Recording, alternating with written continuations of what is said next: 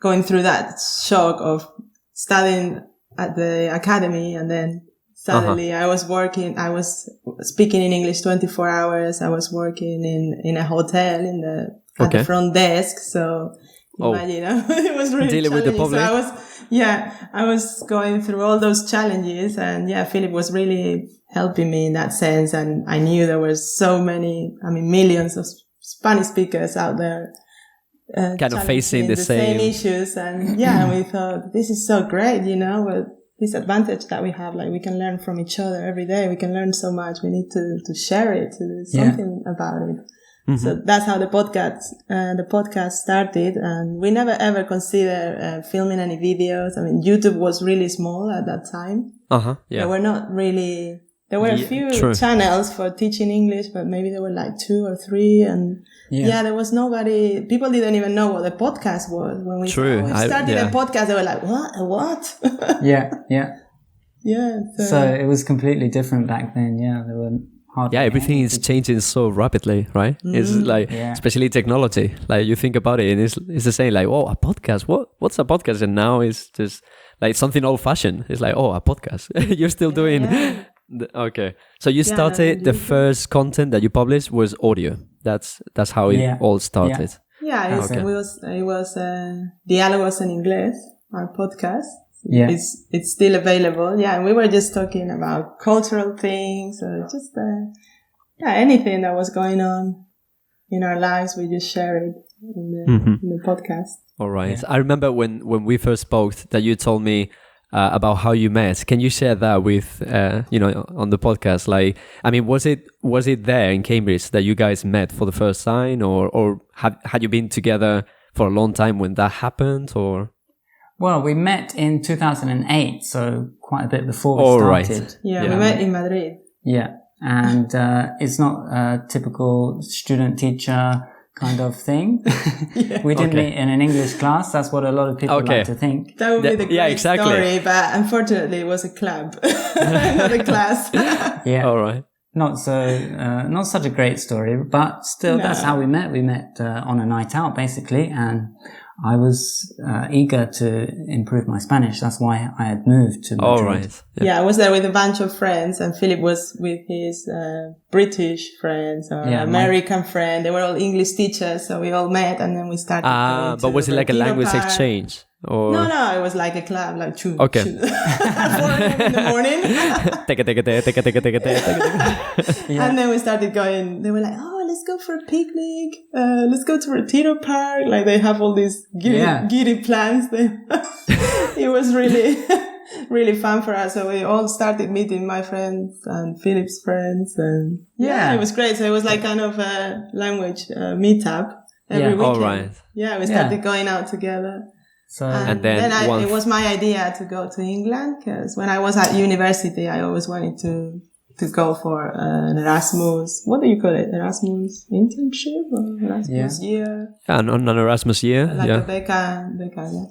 So and I applied to go to London, but they said no, you can only take some of the subjects. You cannot do the whole year abroad. So then you have to finish. You have to take another year here. So I was like, okay, don't worry, I'll just finish and go there whenever I want. So I was like, Philip, I want to go to England. He was like, no, I'm really happy in Spain. I don't want to go back there. Right. I'm here in the sun. All right. I was going to ask you, Isabel, because I think a lot of Spanish speakers, I include myself there, is that we were fascinated, when we were kids, by English culture in general. Like, I wanted to be like Harry Potter. Or I dream of going to London and living in London. So I suppose you had that kind of dream. And well, I had already been, like, when I was 12, that was my first time. I went to Birmingham. I stayed there for a month. And I didn't really meet many native speakers, but that was a great experience because I was there for a month. I was staying in a residence and I was speaking English for the whole month for the first time in my life. That's when, something clicked in my mind, and then I became much more interested. Exactly. And then, that's when I became a bit obsessed about moving there for a while. And then 4 years later, I was like, can we go back? That's enough. Yeah. Well, obviously it's got pros and cons, living there and living here. So no, we absolutely love it. But yeah, in Spain, I mean, we live by the sea now. We've got sun, almost 365 days a year. Nice food. It's just nothing can beat it. Yeah, it is. But I love a mixture of both countries. No, like for me, the perfect country would be 50% England and 50%. Definitely. There are so many things I hate about Spain. But yeah, Okay. Yeah, I was going to say that, like, you get the best of both worlds, because you're living here, but then if you want to see the family and go to England, that's perfect. Yeah, I could live there for 6 months. I would be over the moon, and then 6 months in Spain. All right.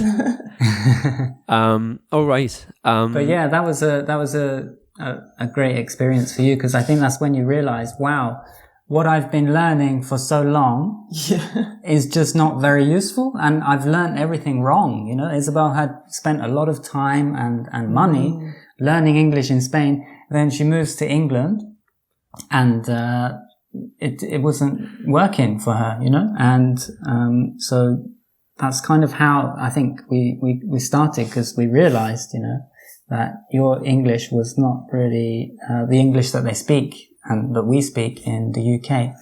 So without that, we wouldn't have really started the project.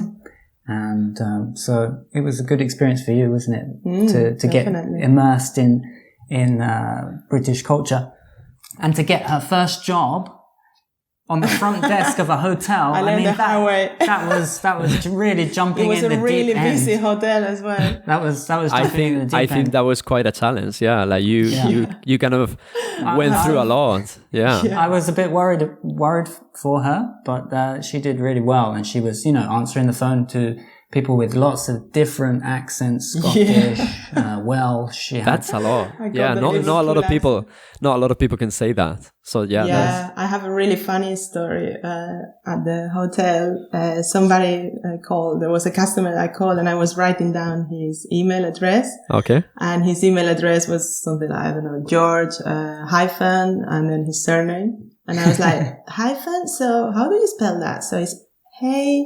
and he was like, hyphen, I mean, I assume you know what a hyphen is, because it's un guion, no? Yeah, I didn't know. Hyphen. Oh, okay, so you thought it was a surname. Yes, I thought hyphen was part of his, I don't know, his name or his company name. Or... How do you spell hyphen? Yeah, okay.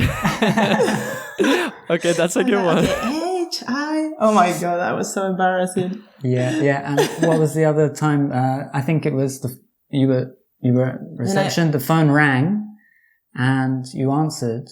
Oh yes, that was like probably the second day. And I answered the phone and I said, good night, reception, how can I help? Okay.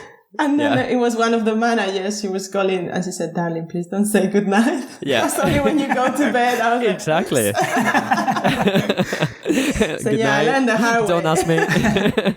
That's such a common mistake, isn't it? But you didn't make that mistake again, did you? In your life? That's the thing. Yeah. You learn that, you know, the hard way, and that's stuck in your mind. People are so worried about making mistakes. All the students that send us emails or write messages on social media, they're always like, I apologize for my mistakes. It's like, no, don't apologize. Just learn from them. Exactly. Yeah. Exactly. I think I always say, if you want to learn a language, you need to be an open-minded person. You need to be social. If you don't like talking and you're too much of a perfectionist, you're going to have a hard time, because you just need to do what you did, Isa. Just, you know, give it a try and improve every time. Yeah, it's hard unless you're put into that situation. I didn't have a choice. It's very easy, you know, just to stay in your comfort zone. Yeah. I mean, with my Spanish, I've been very comfortable, because I've never been forced really to use my Spanish. I've never had to work in Spanish. It's always been kind of something that I just do because I enjoy, and I've learned very, very slowly.